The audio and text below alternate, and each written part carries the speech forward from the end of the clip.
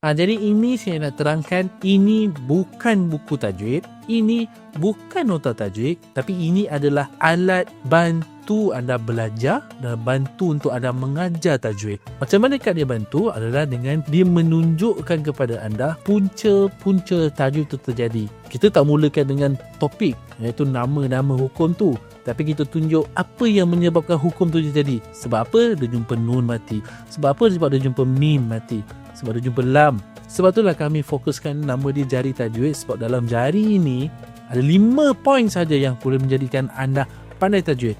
Lam, mim, nun, mad dan wakaf. Jadi ini contoh roda ni, yang ni saiz roda ni yang dekat saya pegang ni, bersaiz A4. Jadi anda boleh pusingkan roda ni, apa-apa huruf kalau dia bertemu dengan huruf mim mati mesti mendatangkan 3 saja hukum, sama ada dia izhar syafawi, idgham syafawi ataupun ikhfa. Sama juga dengan hukum lam dan juga hukum nun.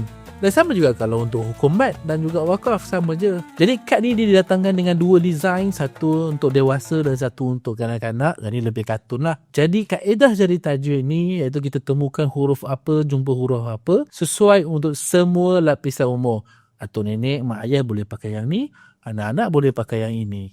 Dapatkan satu untuk anda sekeluarga.